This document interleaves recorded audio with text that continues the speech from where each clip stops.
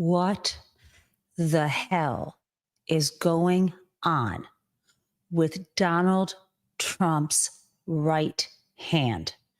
You know what I'm talking about. It's this. Yes, I know it's gross, but we are going to look at it and talk about it. It's super creepy. Now, I am not a medical doctor. I don't even have a PhD. In theory, a JD is a Juris Doctor, but that in no way qualifies me to discuss medical diagnoses. However, I will bring you a doctor who is going to debunk some of the most viral TikTok videos that are attempting to use a scientific method on a man they have not seen yet. So instead, my friends, what I am going to do is draw on my own expertise. And it's not the law in this instance. It's my undergraduate major, my foundation, where I live from day to day when I am not teaching law. And that is, my friends, the literary tradition. Yes. I believe that what is going on with Donald Trump's hand is a kind of externalized manifestation of his rotten mind and his putrid soul. Now, you may say, are you fucking crazy, Jennifer? But no, stick with me here. It's not so much what you see on his hand, which could be a number of things that the doctor will talk about. And in fairness, I did do a reverse Google image search, and it could be something as simple as a flare-up from, eczema. Who knows? Or could it be something from an IV or just discolored skin? We'll talk about the medical. But what I am talking about now is Donald Trump's own distaste for this. He's covering it up with makeup. He was hiding it under his desk in the Oval Office. He doesn't want anyone to look at it. So I'm kind of doing a literary, psychological analysis here. And in order to do that, stick with me, my friends. I have two literary antecedents that delve in the most poetic and dramatic way, the way in which people with guilty or corrupt or distorted minds treat their body. They obsess on this kind of perfecting of it to hide what they believe is their much debased actions and soul. So when I see him hiding that hand, covering it with makeup, putting it under the desk, denying that there's anything wrong with it, first, my friends, I turn to Lady Macbeth in William Shakespeare's play about, her husband and her life and their own sense of guilt. So allow me to show you a clip from the sleepwalking scene. Oops, I will get this. Let me share that with you. Here we go.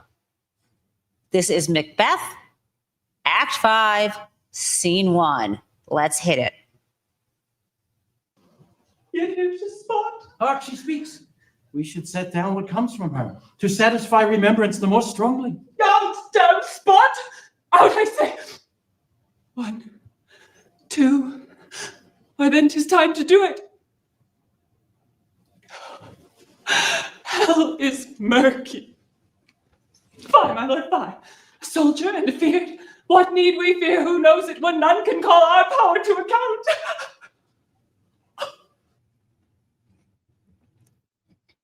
Did you hear that last night line? What can one fear when no one can call our power to account?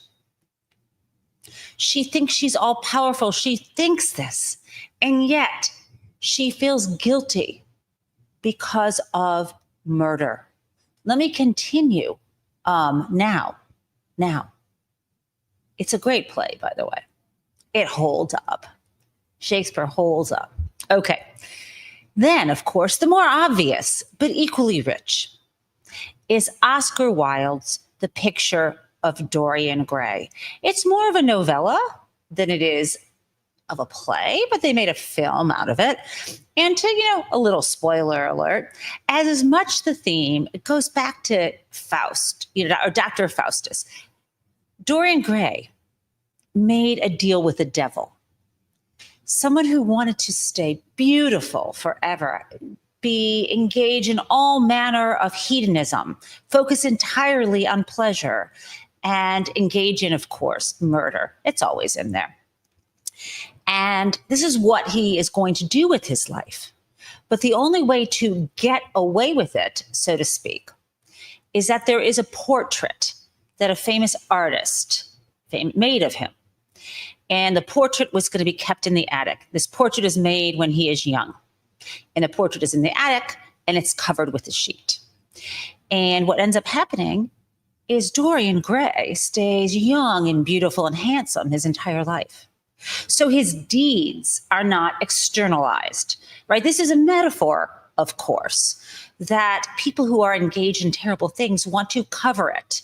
And so a metaphor is trying to look good. Donald Trump is always putting makeup on his face, fluffing up his hair. He's obsessed with how people look, because if he can control the external, then the internal will bleed out again. These are literary devices, but they're very psychological. William Shakespeare and Oscar Wilde knew this.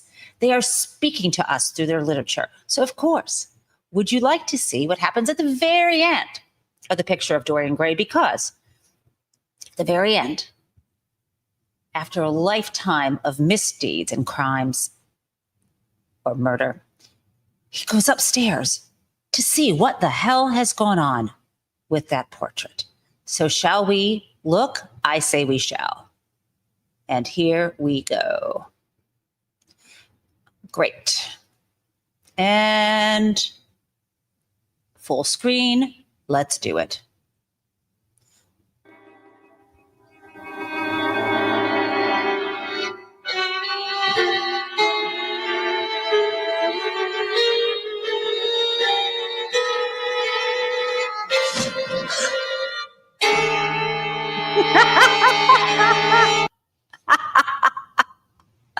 My friends, is it just me? Is it just me, or does that actually look like what Donald Trump might look like if he did not have his makeup on? Now, I want to give a shout out to my oldest child. Hi, Emily. She is watching now, and she just texted me to say it looks like I have a rainbow on my face. I think that is the light coming through my window here in Detroit. So, guys, this is what is going on with Donald Trump's hand. It may be nothing, but he can't stand it. So I say we keep poking the bear. Now, I'm going to tell you more of the medical stuff, but let me just show you him yesterday at his batshit crazy cabinet meeting, hiding his hand. I got more of this cabinet meeting because it was insane. I'll have some for the real discussion and some for Crazy Town, but let's just watch him hide his hand while he is trying to talk about all the jobs that have been lost in the public sector as if it's a good thing. It's something like, I think I read yesterday, like 10% of the federal labor force. And the thing is, if they're not getting jobs in the private sector, that is going to drag the economy. But don't worry, my friends, he'll be faking the numbers. Okay, let's watch his hand here. Jobs are down, actually substantially down, and private jobs are way up. So I'm going to just put this on silent and this will have you watch him hold his hand under the desk. Okay, so I am there. You see that he's got his right hand under his desk. This is at his cabinet meeting, and he's turning pages only with his left hand. This is not a easy thing to do, obviously. But he is so obsessed with hiding that hand. And he's still doing it. I'm chit-chatting away, and it's under there. He does not want us to see it. Why? Let me remind you of how disgusting it looks. Now, I shouldn't be that way. When I'm older, I may have that on my hands. I might have it now. I shouldn't discuss in a kind of ableist way having a mark on you, this so-called disfiguration. Who cares? But he cares. Now, this is where I need to talk to you. Don't believe everything you see online. I know people are desperate for the day when someone announces that the man has eaten too many hamburgers and he has died of natural causes. I know, I see that. I'm not saying I am. I'm saying I see that online. Many people have come to me and said that. I swear to you. Many men with tears in their eyes. No, this I'm exaggerating, but I swear to God, there are many people, very smart people I know, who think the only thing that will work is his dying. That is pretty sad. I believe Erica Chenoweth's research that 11 million people in the streets will help, but we'll see. So anyway, in light of that, this desperate need to believe that there won't be an endless Trump dynasty, that this madness will end, this cruelty will end, this violence will end, this dictatorship will end. We have a dictatorship. People will believe anything. So I need to share with you from someone I trust, a doctor breaking down one of the most viral videos recently about a prediction that Donald Trump only has, someone saying he'll die in 6 months. There's no evidence of that. And certainly it is malpractice for people, if they were medical professionals, to make that claim. Let me share with you a doctor, again, a real medical doctor who I trust on this. This, again, is what is going on with his hand. How the fuck do I know? Again, I offered my literary theory. Let's look at what a real doctor would say. And here we go.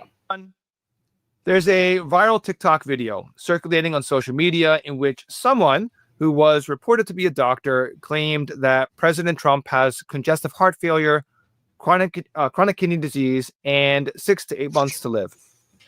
I first saw this video on Reddit yesterday on a post entitled, MD says Trump has 6 to 8 months to live, CHF and CKD.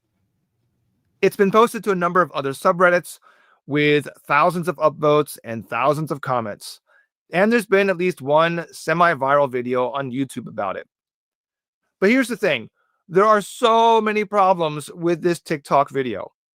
First of all, the man speaking is not an MD, but is instead a physical therapist. Now, there's absolutely nothing wrong with being a physical therapist, but diagnosing heart failure and kidney disease is not within their usual scope of practice.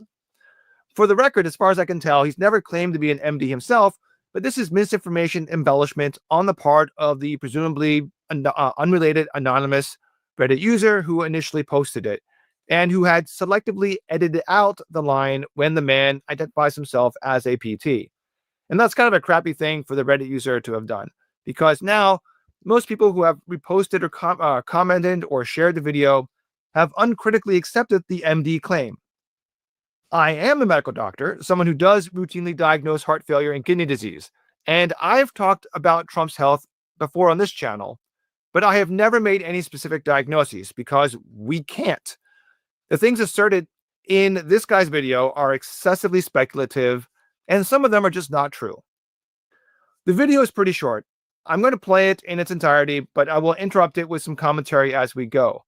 I thought about blurring the guy's face because I don't want him to get brigaded by either the left or the right, but it's already all over the internet, and these claims of his are not just a one-off. He's made similar presumptive claims about Trump's health multiple times online before.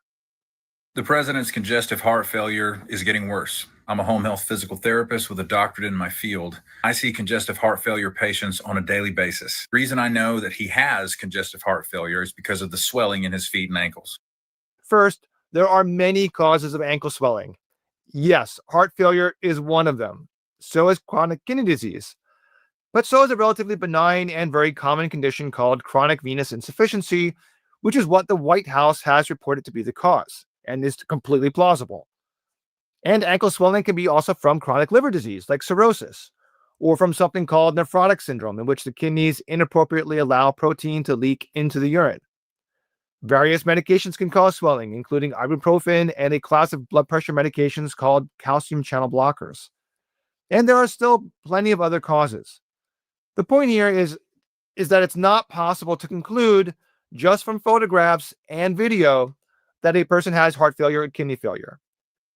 The reason I know it's getting worse is because he's sitting behind the desk on camera now. He lashed out against MSNBC for giving him hash about his ankles. This is how we know that something is true, because it gets to Trump.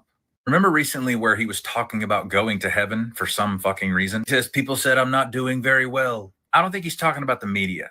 I think he's talking about the doctors who are treating him. The only reason his health has been maintained at all is because he has the privilege of getting IV diuretics, spironolactone, Lasix, Bumex, something like that. So now about diuretics. First of all, there is no IV spironolactone. It's available as an oral medication only. When I watched the edited version of this video, this was the moment that I started to suspect that he was not actually a medical doctor. Second, getting IV diuretics is not therapy only available to the elite, as he's implying. Literally anyone in the country, as the United States, who has heart failure severe enough to benefit from IV diuretics over oral diuretics can come to the hospital, be admitted, and receive IV diuretics. As a hospitalist, they are among the most common meds I prescribe. That's why his hands have been bruised and covered with makeup. Badly, I might add. Speculation that the bizarre and poorly applied makeup to his hands is to hide bruising related to either IV sites or anticoagulation is not unique to this one video. I have no idea why that makeup is there, or why a billionaire president apparently can't find a makeup person who can match his skin tone, but I actually don't think it's from an IV. Given Trump's desire to portray a tough guy image, I would think he would insist on IVs being placed higher in his arm, where bruising would not be as easily visible. I know sometimes in the hospital, patients do end up with IVs in the hand when the nurses can't find another location, but there's almost always a vein elsewhere that can be found. If not found by routine inspection and exam, then found by ultrasound or some other piece of technology. This is a common practice for everybody these days, not just billionaire presidents, which is why hand IVs are actually much less common now than they were when I first started practicing 20 years ago. Exactly. True. Well, he I've also seen has this. chronic kidney disease, which is also contributing to the swelling in the feet and ankles. Once again, there is no way for this guy to know the state of Trump's kidneys. He certainly could have chronic kidney disease. CKD is common in the elderly, but concluding that based on just on the man's ankles. I can't tell you how many times I have seen a patient in their home because they were hospitalized for AKI, or acute kidney injury. And the kidney injury was caused by nephrotoxic medications, namely diuretics, spironolactone, Bumex, Lasix. So maybe this is semantics, although I don't think it is. But referring to diuretics as nephrotoxic is a mischaracterization. Yes, some layperson-facing websites make this claim. And yes, diuretic overuse can lead to renal failure. But that's because of dehydration caused by overuse of the medications, not because these medications are pharmacologically directly toxic to the cells of the kidney. Calling them nephrotoxic is not really an accurate way to think about this class of medications. The president is definitely getting sicker, and we know he's not going to change his diet because he's such a fucking idiot. I think he's going to be around for 6 to 8 months tops. Thank you for your attention to this matter. So that's where this viral video abruptly ends, with the physical therapist claiming that Trump has 6 to 8 months left to live. Even if a physician had access to Trump's entire medical history and could directly examine him and could order whatever additional tests they thought indicated, it would not be possible still to give such a precise prediction about his life expectancy. There are patients of mine with metastatic cancer for whom I see their CT scans and their blood work. I know which chemotherapy regimens they have or have not responded to. And even for these patients, I would not offer a prognosis so specific because medical doctors are just not that good. Now, I can say that if I had 100 patients with an identical medical history and set of findings, how those 100 patients would do on average. but predicting the course of any one specific patient is impossible up until the patient has the point in which the patient has only a few weeks or less, when our predictions do become incrementally better. There are signs that Trump has medical problems that he has not publicly disclosed. I've talked about these before. For example, a year ago, I discussed the fact that Trump's unusual use of language is consistent with some kind of slowly progressive neurocognitive disease. Bingo. But despite the overwhelming amount of video of Trump, without examining him and without having access to his medical records, we can't be specific about what his specific problems are, including whether or not he has heart failure or chronic kidney disease. And we definitely cannot predict how long he has left to live. No one can. A lot of people who dislike Trump liked and shared this video because it played into their biases so well that they didn't think about whether or not they should be skeptical of it. Finally, I promise that the next video on this channel will not mention politics or politicians in any way. Okay. The next video on my channel will. So I thought that was so helpful, guys. You know, I'm going to bring you the truth. And when I see things get distorted out there, I want you to not fall for it. So at the end of the day, I do think my diagnosis makes sense. I think Donald is ashamed of how his hand looks. That's why he's hiding it under the table. I think Donald has, I wouldn't call them guilty feelings, but memories of the awful things he has done in this world. How do I believe that? Because he keeps talking about death and dying. We've been there. We talked about that before. And I also would like to believe that if and when a movie or a play is written about him, it's not so goddamn literal, and someone could do a sort of Lady Macbeth type situation or a Dorian Gray, because that to me captures for us this man obsessed with appearances who is a Potemkin president.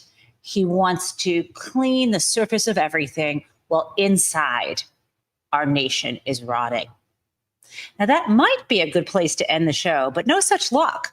We actually have more in the news. So let me begin before I get to that crazy cabinet meeting with what exactly our tax dollars are doing. Over $1 million a day to have the National Guard nationalized, right, from various states and brought in to, some of them are from DC, but some are from other states, brought into DC, apparently because Donald Trump thinks it's so unsafe that no one ever goes out to dinner.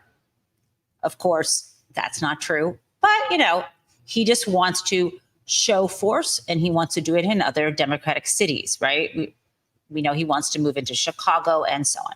So let's look at what our tax dollars are paying for. This, my friends, are people in the National Guard who are not, these are, you know, remember the National Guard is something you train for and you show up when you're needed. They go to training on certain weekends and in certain times. But folks in the National Guard, the people who are in it, have other jobs and have families. So when they're deployed, they should be taken seriously. It should be important for national security. Let's take a look at what they're doing. Yes, Donald Trump has the National Guard federalized to pick up garbage in parks near the White House. You know, that's not really what they are hired to do at all. They are wearing orange vests over their fatigues. Now, all jobs, as you know, come with the dignity of work. And if it is your job to clean up a park, whether as a volunteer or a full-time job, good. I don't think I like garbage everywhere, but do you need armed National Guard doing that? Which brings me to Wes Moore, governor of Maryland. And I want to share with you what he had to say sort of about this situation and generally about Donald Trump's condemnation of Baltimore and his refusal to take Moore up on his offer to actually look at what he is talking about. Let's play that. And the thing that gets me most about this is how deeply disrespectful this is to members of the National Guard who signed up for this job, as I did when I deployed overseas and I led paratroopers in combat, where we signed up with the expectation that the commander-in-chief and the people who was declaring our orders was actually taking it seriously. And the problem is we are seeing a lack of seriousness from the President of the United States to a very serious situation. And that's why I invited him to come to Baltimore, to come be educated, to come learn, so he doesn't have to spout nonsense from the Oval Office and things that are just blatantly not true about what is actually happening and the work that's happening in coordination to make people feel safer in their neighborhoods. Does that? So, yeah, I mean, he really captures that. This isn't about reality. It's about Donald Trump asserting control as part of his dictatorship plans, which brings me to the absolute batshit crazy cabinet meeting. I'm not going to share the sycophancy. I can't make it into a noun, but into an adjective, that is. But the sycophants in the White House, the cabinet members went around the table and kissed his ass, right? It was really a disgusting display. I think Howard Lutnick, Commerce Secretary, was mentioning how Donald deserved the Nobel Prize. Scott Bessent, as someone said on Blue Sky, talked to Donald like he was a 3-year-old. Yeah, I'm sure all of those people around that table have paintings somewhere in their homes that look creepy as fuck because they have sold their souls to the devil. Oh, they have sold their souls to the Donald. Don't sell your soul to the Donald. Don't do it. It ain't worth it. Okay, so let me say here, I'm going to start with Donald Trump distorting history. It made me want to break my phone when I saw this yesterday. Why do you think you never know. It's war. Can you stop the family? With war, you never know, right? War. Okay, he's asked about, let me just give you the context here. He's being asked about when will this war that Russia waged against Ukraine end? I've showed you many times that evidence of in a reel of Donald saying he could get it done in 24 hours. Clearly, we are well beyond 24 hours since January 20th. Let's play this then. I think I'll get it done. Why do you think you You never know. It's war. Can you stop the family? With war, you never know, right? War's very tricky, very horrible. But with war, you never know. Things change. People go into war, think they're going to win the war, and then they get their asses kicked. And they lose their country, and they lose millions of lives. Nobody goes into a war thinking they're going to lose. They go in. I'm sure that Ukraine thought they were going to win. It's going to be, we're going to win. You're going to beat some. Stop it. Stop it. Where is the press? Ukraine did not go into this war. They are defending their borders, their people. It's a fucking fact. Let me continue before I break this microphone. Somebody that's 15 times your size. Biden shouldn't have let that happen. Biden shouldn't have. I mean, the man was grossly incompetent. Okay. If in doubt, blame Joe Biden. But that's not what Donald did when he was running for office. He said he could fix it. He could fix it in 24 hours. Now, Donald Trump repeatedly is acting as if Ukraine is the aggressor. But if you ask a Republican supporter of his, an elected, such as Rep. Alford, he'll deny it. Let's watch this at the town hall. Hold on, just a second. Let's get a mic. This is on C-SPAN. I want the world to hear this comment. Oh my God. I want the fucking world to hear this comment too. Sorry, Emily, I keep swearing. I told my kids years ago that I would stop swearing. In fact, they even made a swear jar for me. But I think at first it was just drawn. I think it was ultimately just drawn on a whiteboard. But I would have been willing to put like $20 in advance just to pay up Okay, here we go. I just wondered if you had shared with President Trump that Vladimir Putin was the aggressor, because he keeps saying that Ukraine did it, and we all saw what happened, but he continually lies and lies and lies. I've never heard President Trump, and maybe you have that on file, I've never heard him say that Zelensky was the aggressor in this. Did he say that? Yes. I don't believe he has. I don't Yes. have a close personal relationship with President Trump where I can go in the Oval Office and say, look, President, I hope you know that that Vladimir Putin is the aggressor in this. I think the world knows who is at fault in this. And Okay. You don't have to have a fucking personal relationship with the president because he's either demented or he's lying. This is logic. And Alford should stand up with other Republicans at a microphone and say, unless you change what you are saying about this and end your lies and end your constitutional violations, we are going to do what only the Republican Party has the power to do because they're in the majority. We're going to impeach in the House, convict in the Senate, and remove you. Enough. You don't have to be friends. In fact, not being friends would really help at this time.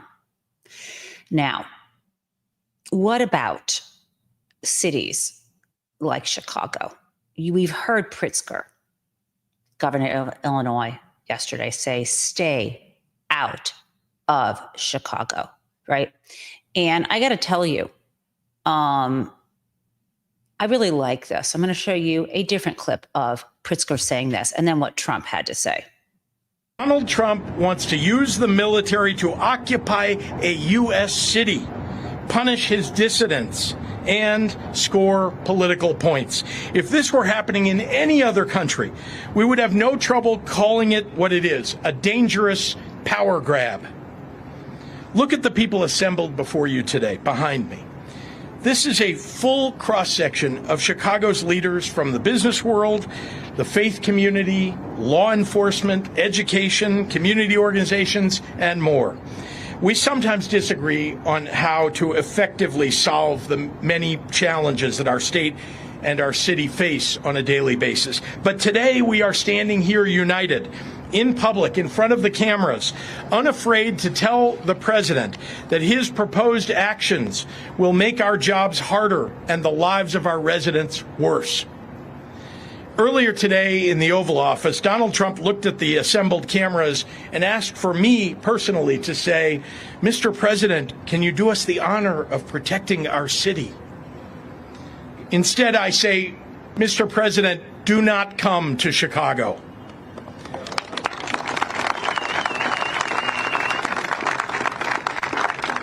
You are neither wanted here nor needed here. Your remarks about this effort over the last several weeks have betrayed a continuing slip in your mental faculties and are not fit for the auspicious office that you occupy. So that's what Pritzker said. I think it was a couple days ago, right? But Donald Trump yesterday repeated his backwards demand that Pritzker bow to him and let him come into Chicago with his National Guard. Now, Donald Trump, rapey McRapeface, does not take no for an answer from women or from anyone else. He's about force and he is about domination. So listen to what he had to say about Chicago and the fact that he believes he is above the law. I would have much more respect for Pritzker if he'd call me up and say, I have a problem. Can you help me fix it? I would be so happy to do it. I don't love, not that I don't have the right to do anything I want to do. I'm the president of the United States. If I think our country's in danger, and it is in danger. Not that I don't have the right to do anything I want to do. That's saying I have the right to do anything I want to do. I'm president of the United States. Let me just repeat that again, and then we'll watch this to the end. President of the United States, if I think our country's in danger, love, not that I don't have the right to do anything I want to do. I'm the president of the United States. If I think our country's in danger, and it is in danger in these cities, I can do it. No problem going in and solving, his difficulties. But it would be nice if they'd call and they'd say, would you do it? Right. I want to force myself on to you. So it would be better if you consented so it didn't look like it was force. You want it, don't you, J.B. Pritzker? This man is a disgusting pig. But guess what? Who do you think it was that gave Donald Trump the idea that he could do whatever he wants? I mean, do you have any idea who that might be? I sure do. Let me share this with you. 1 second. Let's get this.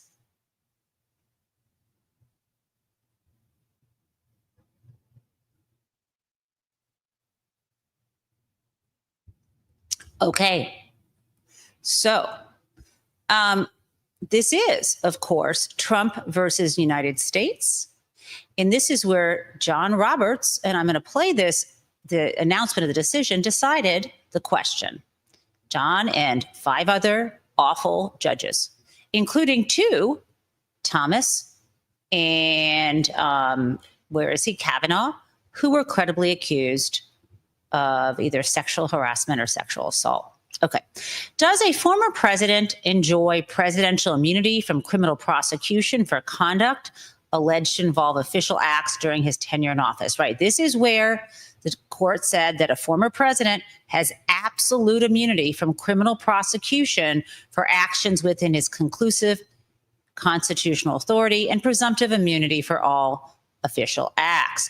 I want to share with you what Sotomayor, one of the 3 dissenters, you can see who dissented. We had Sotomayor, Kagan, and Jackson. Let's listen to what she had to say on July 1st, 2024 about the majority decision.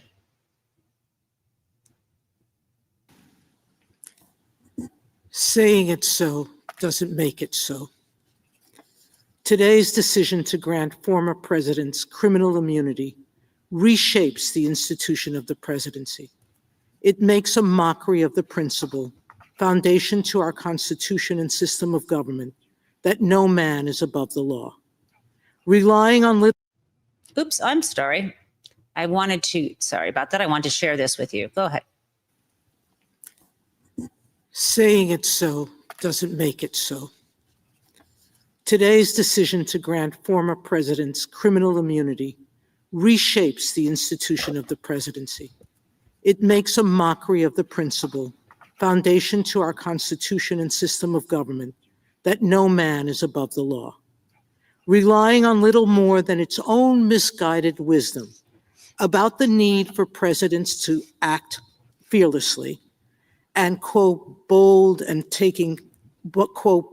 unhesitating action, the court gives former President Trump all the immunity he asked for and more. Because our Constitution does not shield a former president from answering for criminal and treasonous acts, I, with Justice Kagan and Jackson, dissent. Remember the indictment. It paints a stark portrait of a president desperate to stay in power. In the weeks leading up to January 6, 2001, then President Trump allegedly, quote, So I'm going to stop there. I shared in the comments more details or the links so you can get more details about this. Thank you, John Roberts and the other conservatives on the court for giving Donald Trump the belief that he can do anything he wants. That's great. Thank you so much. Now, and not be criminally charged, or certainly probably even civilly held accountable is what they would think. Now, let's talk more. Again, he brings up being a dictator. Yesterday he said, I'm not one, but many people think think I should be. He keeps talking about it. Let's go. But then he goes on television and says, oh, Trump is a dictator. He's a dictator. And a lot of people have so the line is that I'm a dictator, but I stop crime. So a lot of people say, It sounds like the line is I'm a dictator, but I stop crying. He's actually saying, but I stop crime. Crime. Like it's 2 syllables. Okay, let's go. If that's the case, I'd rather have a dictator. But I'm not a dictator. I just know how to stop crime. He's saying that people want a dictator who'll crack down on crime, and they don't mind it because there's so much crime. We've seen this in other countries. A friend of mine texted me this morning that she had just watched a film about the military dictatorship in Brazil in the 1970s and suggested that all Americans needed to watch it because that's where we're headed. Sorry to be such a downer, but I'm going to actually watch that film and report back to you. Now, I got a couple more things for you before we get to Crazy Town. Under the subject of the math ain't mathing. The math ain't mathing. We have Donald Trump talking about, once again, lowering prescription drug prices by 1,000%. I think we've talked about this before. If you have a number, let's say 350,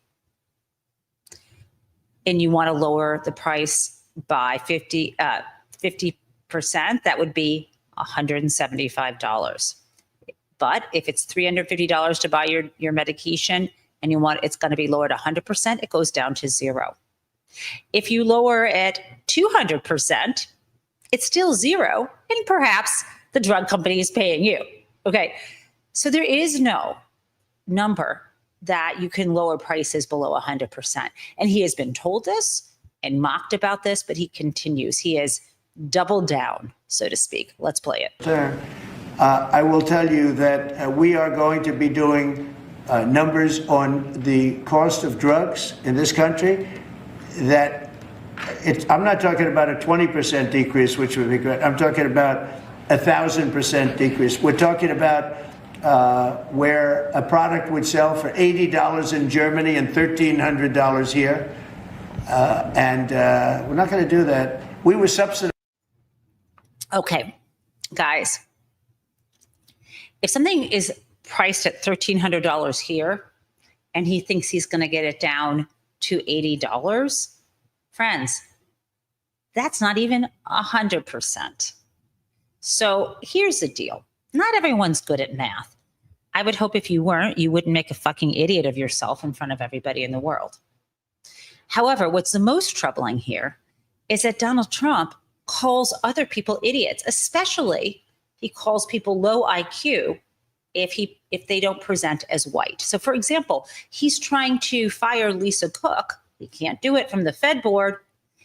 Doesn't think she's smart, he says. She has a fucking PhD in economics from Berkeley. And this guy he thinks he's qualified. Now, I'm not the only person qualified to say that who notices that the math ain't mathing. Let's watch this. This is a constituent. Here. Go ahead. So this is a Republican member of Congress in Oklahoma holding a town hall. Well, no, I had a couple of related questions. One is I've heard President Trump say more than once that he has lowered drug prices by 1,500%. I'm not sure how that works. And then I love her. So polite. I'm not sure how that works. I mean, she's more polite than me. She's trying, and I understand that. I'd be polite in a setting like that, but I might add, you and I both know that's not how math works. Why does he keep saying that? That might be helpful. Now, so that math doesn't work. I got a couple more things before we get to Crazy Town. And what is also a moment yesterday from the press conference that shows a decline in his neurocognitive powers, so to speak. There is something wrong with the wiring. This is what he had to say about Europe. where they respect your president to a level that they jokingly call me the president of Europe. They call me the president of Europe, which is an the president of Europe? No one calls him the president of Europe. honor. I like Europe, and I like those people. They're good people. They're great leaders. And we've never had a case where 7 plus really 28, essentially 35, 38 countries were represented here the other day. 38 European countries were represented. European and other countries were represented. Do you know why? We had, he said European and others, because that would be Ukraine. Do you know why why they were here? Do you remember why the European leaders were here? They weren't here to show respect for Donald Trump. They were here to back up and stand with Volodymyr Zelensky of Ukraine against Donald Trump and Vladimir Putin, the asses of evil. I'm going to call them that. Not axis of evil, but the asses of evil. That's why they were here, not paying their respects. Okay, so it is time for Crazy Town. And there is a lot of Crazy Town. So let's, my friends, do it. And before I do that, I just want to say thank you to our fabulous mods. We have AJ and Deb and Jason. And I'm one day going to incorporate the word of the day. I promise, AJ, not yet. But again, thank you, Jason, for the wonderful music at the end of the show. And thank you, Deb. I think you might be on vacation, I think you said. But if you're watching, we are grateful. Oops, let me play our crazy music.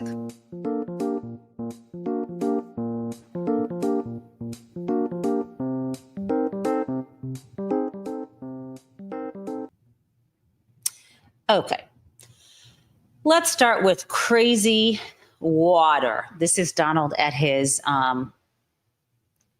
cabinet meeting. Of water. They send it all into the Pacific Ocean, trying to protect a certain little fish that's not doing well, because it doesn't do well without water either. And it shouldn't be a protected, because it shouldn't be a protected species. But I think that's actually just an excuse. I actually think these people are sick. There's something wrong. So we send hundreds of millions of gallons of water a day into the Pacific Ocean. They turn a valve, and the valve heads out, and we turn the valve back. I actually had to do it using force. We turned the valve back, and now they have water, but not as much as they should. He is crazy. I don't even want to unpack what he's talking about, because it's nuts. And I've got a second scoop of Crazy Town. Not water, not fire, not land, but wind. Let's do it. But man, you're gonna have a bad awakening very soon. It's gonna be very bad. They're ugly. What? They don't work. They kill your birds. They're bad for the environment. And if you look at them from a house, your house is worth less than 50%. So I'm trying to have people learn about wind real fast, and I think I've done a good job, but not good enough, because some countries are still trying, and they're destroying themselves. Those are countries that are really destroying themselves. I hope they get back to fossil fuel. Because right now, Chris, whether we like it or not, fossil fuel is the thing that works. And then you can add nuclear with it and other things. But fossil fuel is what works if we're going to fire up those big monster factories. But I don't even know what to say anymore. But what I do have to say, guys, is my guest tomorrow, Thursday morning, is my dear friend, Katie Fang. She'll be joining the show. I'm so excited to hear what she is up to. She's a brilliant lawyer and an outspoken person, and I cannot wait to discuss the crazy with Katie and also just check in with her. It's been a few weeks. Okay, love you guys. See you tomorrow morning.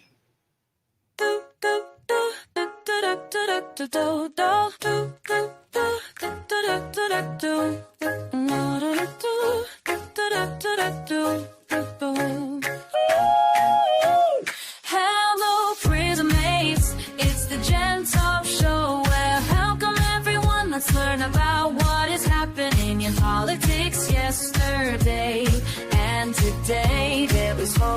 and we are together in this democracy we work for. And again, welcome to the Jen Taub Show.